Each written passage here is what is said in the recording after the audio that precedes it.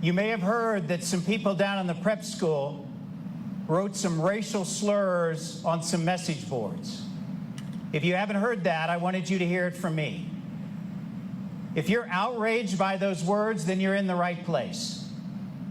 That kind of behavior has no place at the prep school, it has no place at USAFA, and it has no place in the United States Air Force. You should be outraged not only as an airman, but as a human being.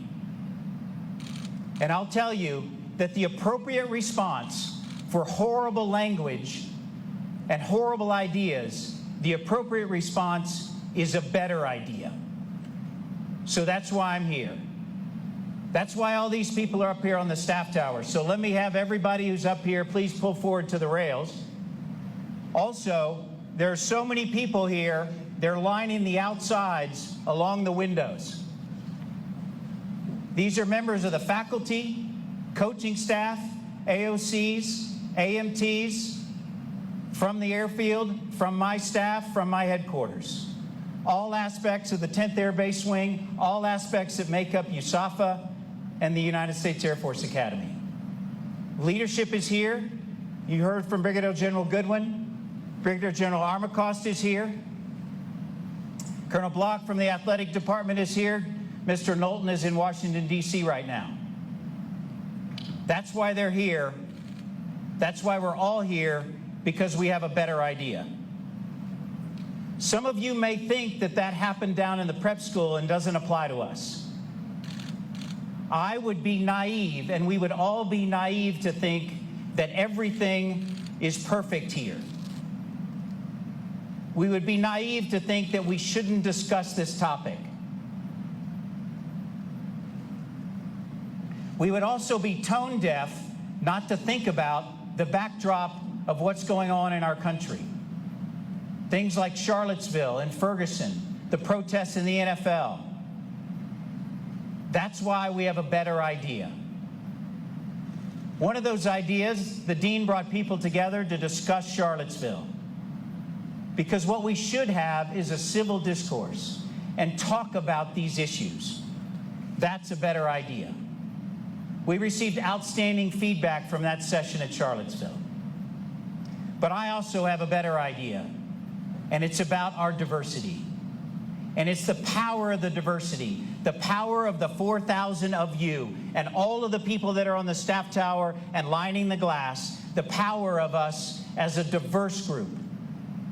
The power that we come from all walks of life, that we come from all parts of this country, that we come from all races, we come from all backgrounds, gender, all makeup, all upbringing.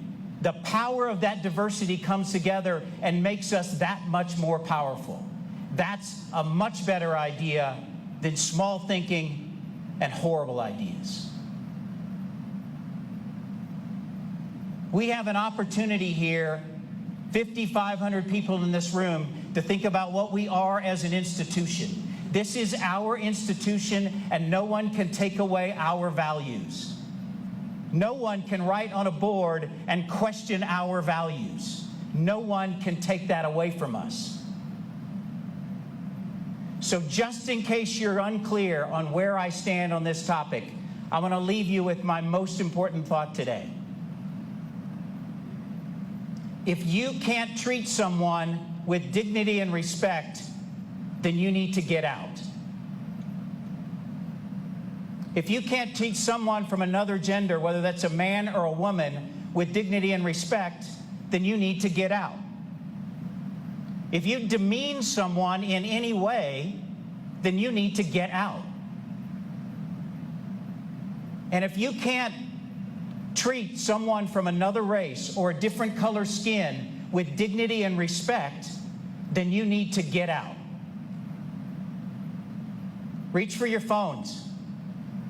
I'm serious. Reach for your phones.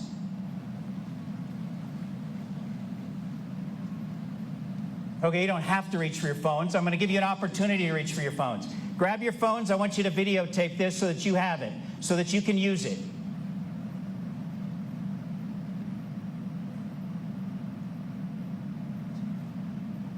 So that we all have the moral courage together.